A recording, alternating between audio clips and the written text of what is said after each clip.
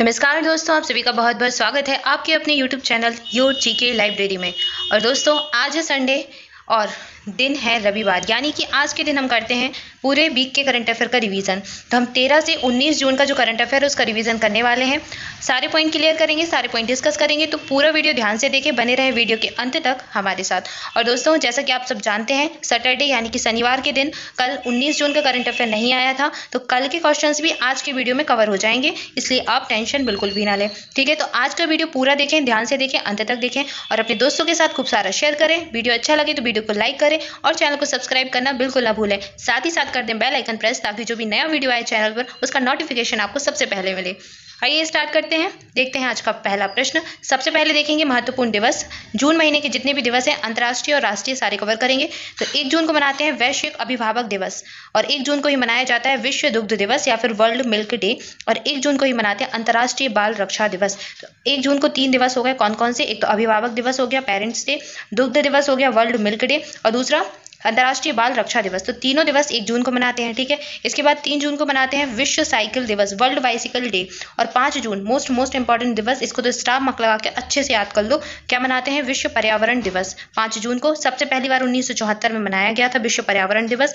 UNEP की स्थापना हुई थी, united nation environment programme, UNEP की स्थापना हुई थी 1972 में। 5 जून 1972 को स्थापना हुई थी। इसी के उपलक्ष्य में मनाया जाता है 5 जून को विश्व पर्यावरण दिवस। ठीक है, सबसे पहली बार 1974 में मनाया था। किसने? संयुक्त राष्ट्र ने। संयुक्त राष्ट्र क्या है? United nation, UN. स्थापना कब हुई थी? 24 अक्टूबर 1945 में संयुक्त राष्ट्र की स्थापना हुई थी। उसी के द्वारा ये दिवस आयोजित किए जाते हैं। ठीक है, तो ऑप्शन याद रखना है आपको, 5 जून विश्व पर्यावरण दिवस। मोस्ट इंपॉर्टेंट है, बहुत पूछा जाता है। नेक्स्ट है अंतर्राष्ट्रीय ओलंपिक समिति स्थापना दिवस, कब मनाते हैं? 6 जून को हो जाएगा। आगे बढ़ते हैं। विश्व कीट दिवस, ये भी 6 जून को मनाते हैं। विश्व खाद्य सुरक्षा दिवस कब मनाते हैं? 7 जून को मनाते हैं।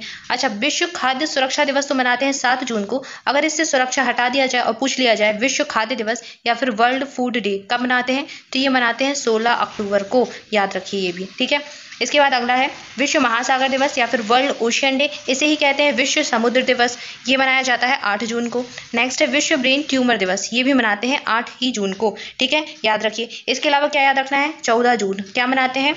14 जून को मनाते हैं विश्व रक्तदान दिवस, वर्ल्ड ब्लड डोनर डे। विश्व रक्तदान दिवस 14 जून को मनाते हैं, ये भी बहुत इंपॉर्टेंट है, याद रखिए। इसके बाद 20 जून याद कर लीजिए, ये भी बहुत पूछा गया है एग्जाम्स में। क्या? विश्व शरणार्थी दिवस। क्या? विश्व शरणार्थी दिवस, जो कि आज के दिन हम मना रहे हैं, विश्व शरणार्थी दिवस 20 जून को।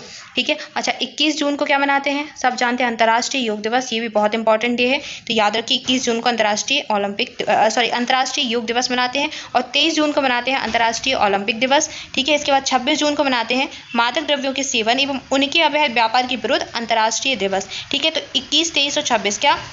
योग दिवस 21 को, 23 को ओलंपिक दिवस, और 26 को मादक द्रव्यों के सेवन और उनके अवैध व्यापार, जो व्यापार होता है उसके विरुद्ध अंतर्राष्ट्रीय दिवस। ठीक है, याद रखिए 26 जून ऐसे ही याद रखिए कि मादक द्रव्यों से संबंधित है। ठीक है, 21 योग हो जाएगा, 23 वो हो जाएगा आपको ओलंपिक, और 26 मादक द्रव्यों से संबंधित है। ठीक है, इसके बाद एक दिवस और है जून महीने का, जो कि इंपॉर्टेंट है। 29 जून क्या मनाते हैं? सांख्यिकी दिवस, राष्ट्रीय सांख्यिकी दिवस। पीसी जो महान लोविस थे उनका जन्म दिवस होता है, तो इनके जन्म दिवस के अवसर पर मनाते हैं राष्ट्रीय सांख्यिकी दिवस 29 जून को। तो ये जून महीने के पूरे राष्ट्रीय और अंतर्राष्ट्रीय दिवस हैं, जो कि सारे मैंने आपको रिवाइज करा दिए। ठीक है, एक एक अच्छे से याद कर लीजिए, बहुत पूछे जाते हैं दिवस। आइए बढ़ते हैं आगे, देखते हैं सबसे पहले करंट अफेयर में नियुक्तियां। तो इस जो हफ्ते नियुक्ति हुई है वो हुई है जय प्रौद्योगिकी कंपनी माई लैब डिस्कवरी सॉल्यूशन ने किस अभिनेता को अपना ब्रांड एम्बेसडर नियुक्त किया है? तो ये नियुक्त हुए हैं अक्षय कुमार, खिलाड़ी जिनको आप जानते हैं, अक्षय कुमार को माई लैब डिस्कवरी सॉल्यूशन कंपनी ने अपना ब्रांड एम्बेसडर नियुक्त किया है। ठीक है, आइए बढ़ते आगे, देखते हैं राष्ट्रीय घटनाक्रम। क्या रहेगा राष्ट्रीय घटनाक्रम? तो देखते हैं, पहला है सतत विकास लक्ष्य यानी कि एसडीजी के लैंगिक समानता के मामले में किस राज्य को भारत में सबसे शानदार प्रदर्शन करने वाला राज्य घोषित किया गया है?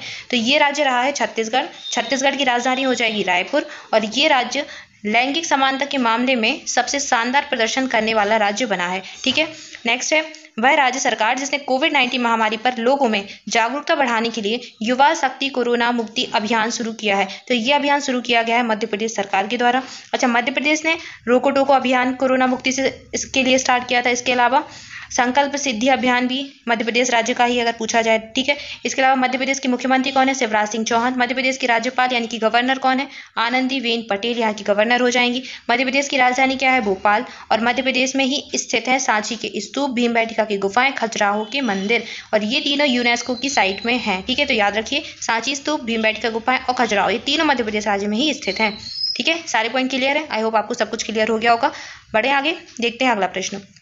नेक्स्ट है विश्वदाता सूचकांक 2021, वर्ल्ड गिविंग इंडेक्स 2021 की रिपोर्ट के अनुसार दुनिया का 14वां सर्वाधिक परोपकारी देश कौन सा बना है? तो ये बना है भारत।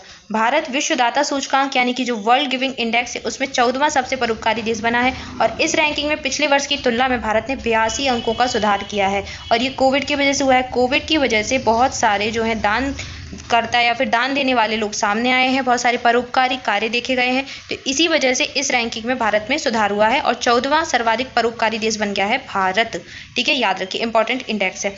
नेक्स्ट है महाराष्ट्र सरकार ने कोविड-19 के कारण अनाथ हुए बच्चों के लिए कितने लाख रुपए की सहायता देने की घोषणा की है?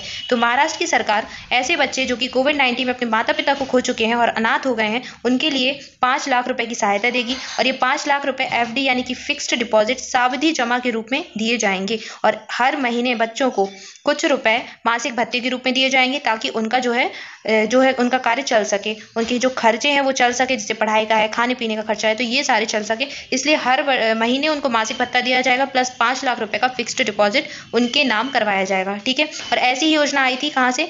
10 लाख रुपए की आंध्र प्रदेश सरकार ने, ठीक है। तो आंध्र प्रदेश सरकार ने 10 लाख का फिक्स्ड डिपॉजिट कराया है ऐसे बच्चों के नाम, प्लस इस फिक्स्ड डिपॉजिट पर जो महीने का ब्याज आएगा वो हर महीने बच्चों को दिया जाएगा या फिर बच्चों के पालक को दिया जाएगा ताकि उनकी जो खर्चे हैं खाने पीने रहने के वो वहन किए जा सके। साथ ही साथ ऐसे बच्चों की पढ़ाई की जो व्यवस्था है वो सरकार करेगी, उनका खर्चा पूरा सरकार उठाएगी, ठीक है। तो ये कोविड-19 के कारण अनाथ हुए बच्चों के लिए योजनाएं हैं, ठीक है। और इसी तरीके की योजना मध्य प्रदेश में भी आई है और बात्सल्य योजना के नाम से ऐसे ही बच्चों के लिए योजना लाया है कौन? उत्तराखंड राज्य। तो ये सारी योजनाएं आप याद रखिए। आइए बढ़ते हैं आगे, अगला प्रश्न देखते हैं। अंतर्राष्ट्रीय घटनाक्रम देखेंगे। तो अंतर्राष्ट्रीय घटनाक्रम में पहला प्रश्न है इजराइल के नए प्रधानमंत्री के रूप में किसने शपथ लेकर कार्यभार संभाल लिया है? तो ये बन गए हैं नफ्ताली बेनेट, बहुत चर्चा में रहे। तो बेंजामिन नेतन्याहू यहाँ के अभी प्रधानमंत्री थे, अब इनका स्थान ले लिया है नफ्ताली बेनेट ने, ठीक है। नेक्स्ट है हाल ही में यूरोपीय अंतरिक्ष एजेंसी यानी कि ESA ने किस ग्रह के लिए एक नए एनविजन मिशन की घोषणा की है? तो ये मिशन है शुक्र ग्रह के लिए। यूरोपीय अंतरिक्ष एजेंसी यानी कि ESA यहाँ पर भेजेगा ग्रह, किसकी मदद से? नासा की मदद से, ठीक है। तो याद रखिए। नेक्स्ट है नीति आयोग की ओर से जारी ताजा रिपोर्ट के मुताबिक लैंगिक समानता में कौन सा प्रदेश अंतिम स्थान पर रहा? तो अभी हम पढ़कर आए हैं कि सबसे पहले स्थान पर तो कौन रहा? छत्तीसगढ़ राज्य। छत्तीसगढ़ का जो प्रदर्शन है इस सूचकांक में सबसे बेहतर रहा और सबसे आखिरी नंबर पर आया है बिहार राज्य, ठीक है। याद रखिए, फर्स्ट पे है छत्तीसगढ़ और लास्ट पर है बिहार, ठीक है। नेक्स्ट है जॉन हॉपकिंस यूनिवर्सिटी ट्रैकर के मुताबिक कोविड-19 के कारण 6 लाख मौतें दर्ज करने वाला पहला देश कौन सा बन गया है? तो ये देश बना है अमेरिका। अमेरिका ने कोविड-19 के कारण 6 लाख मौतें दर्ज करने वाला पहला देश बना है और ये जॉन हॉपकिंस यूनिवर्सिटी के ट्रैकर ने बताया है, ठीक है। आइए बढ़ते हैं आगे, अगला प्रश्न देखते हैं। अगला प्रश्न है जो देश दुनिया का पहला लकड़ी का उपग्रह प्रक्षेपित करेगा उस देश का नाम क्या है? तो न्यूजीलैंड करने वाला है दुनिया का पहला लकड़ी का उपग्रह प्रक्षेपित, ठीक है। तो ये लकड़ी से बना होगा पूरा और इसका जो सांचा होगा, इसका जो स्ट्रक्चर होगा उस पर एल्यूमिनियम ऑक्साइड की क्या होगी? लेयर होगी, ठीक है, जो कि इसको क्षरणकारी प्रभावों से बचाएगी। क्या होगा जब अंतरिक्ष में जाएगा तो वहां पर कुछ क्षरणकारी प्रभाव होंगे जो कि इसको डैमेज कर सकते हैं लकड़ी के सांचे को, तो उसको बचाने के लिए इस सांचे के ऊपर लगाई गई है एल्यूमिनियम ऑक्साइड की लेयर, ठीक है। और ये ऐसा पहला उपग्रह है दुनिया का लकड़ी का बना जो कि प्रक्षेपित किया जा रहा है न्यूजीलैंड के द्वारा। तो यूरोपीय अंतरिक्ष एजेंसी यानी कि ESA के द्वारा ये लॉन्च किया जाएगा, ठीक है। नेक्स्ट देखते हैं, अगला है पहली बार भारत में पहचाने गए डेल्टा कोविड-19 वेरिएंट के खिलाफ जो टीका अधिक प्रभावी है उसका नाम क्या है? तो ये टीका है स्पुतनिक 5। कहाँ की है ये वैक्सीन? ये वैक्सीन रूस से आई है। स्पुतनिक 5 रशिया की वैक्सीन है और ये डेल्टा कोविड-19 जो वेरिएंट, ये कौन सा वेरिएंट है? जो दूसरी लहर आई थी कोरोना की भारत में जो अभी देखी गई इस वर्ष 2021 में, तो उसका ये वेरिएंट का नाम है डेल्टा, नाम रखा गया है, ठीक है। ये WHO के द्वारा दिया गया है डेल्टा नाम। इसका जो साइंटिफिक नेम है वो थोड़ा डिफरेंट है, ठीक है, वो याद करना मुश्किल है, इसे डेल्टा ही याद रखिए। तो कोविड-19 की जो दूसरी लहर आई है और डेल्टा वेरिएंट था उसके लिए सबसे अधिक प्रभावकारी वैक्सीन था स्पुतनिक 5, ठीक है। इसके बाद जो पहला वेरिएंट आया था उसका भी तो कोई नाम होगा ना, जो 2020 में आया था तो उसका नाम था कप्पा। क्या नाम था? कप्पा। तो कप्पा वेरिएंट पहले आया था भारत में और इस वर्ष आया डेल्टा, याद रखिए, ठीक है।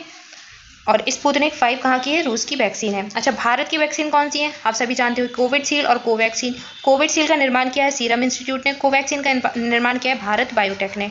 ठीक है, सीरम इंस्टीट्यूट ने ऑक्सफोर्ड यूनिवर्सिटी का फॉर्मूला लेकर इस वैक्सीन का निर्माण किया है। लेकिन जो कोवैक्सीन है वो पूर्णतः स्वदेशी वैक्सीन है, भारत का ही फॉर्मूला है और भारत बायोटेक के द्वारा इसका निर्माण किया जाता है। ठीक है, याद रखिए। आगे बढ़ते हैं, अगला प्रश्न देखते हैं। नेक्स्ट है, अमेरिका के राष्ट्रपति जो बाइडेन ने कनेक्टिकट के संघीय न्यायाधीश पद के लिए जिस भारतीय अमेरिकी अधिवक्ता को नामित किया है वो कौन है? तो ये है सरला विद्या नागला।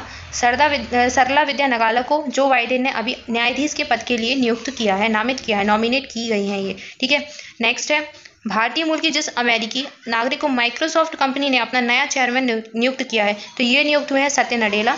अभी इससे पहले ये सीईओ के पद पर थे माइक्रोसॉफ्ट में। ठीक है, अब ये बन गए हैं चेयरमैन सत्य नडेला और ये भारतीय मूल के हैं। भारत में ये हैदराबाद से बिलोंग करते हैं, हैदराबाद में इनका जन्म हुआ था। ठीक है, आगे बढ़ते हैं, खेल और पुरस्कार से संबंधित प्रश्न देखेंगे। पहला है, हाल ही में किस भारतीय महिला पहलवान ने पोलैंड ओपन में 53 किलो भार वर्ग में स्वर्ण पदक जीत लिया है? तो ये है भारत की विनेश फोगाट और इन्होंने जीत लिया है स्वर्ण पदक पोलैंड ओपन टूर्नामेंट में। ठीक है, नेक्स्ट है, भारत की नीरज चोपड़ा ने पुर्तगाल में लिस्बन की सिस्टे लिस्बोआ में भाला फेंक प्रतियोगिता में कौन सा पदक जीता है? तो ये भी इन्होंने स्वर्ण पदक जीता है। लिस्बन में हो रही थी ये प्रतियोगिता, पुर्तगाल में जो लिस्बन है वहाँ पर सिडेटे डी लिस्बोआ एक जगह है, वहाँ पर भाला फेंक प्रतियोगिता में इन्होंने स्वर्ण पदक जीता है। ठीक है, तो याद रखना है नीरज चोपड़ा किससे संबंधित हैं? भाला फेंक से संबंधित हैं। और विनेश फोगाट कौन है? विनेश फोगाट महिला पहलवान हैं। ठीक है, आगे बढ़ते हैं। नेक्स्ट है, हाल ही में किस टेनिस खिलाड़ी ने स्टेफानोस सिपास को हराकर 5 साल बाद फिर से फ्रेंच ओपन का खिताब जीत लिया है? तो ये है नोवाक जोकोविच, इन्होंने फ्रेंच ओपन का खिताब अपने नाम कर लिया है।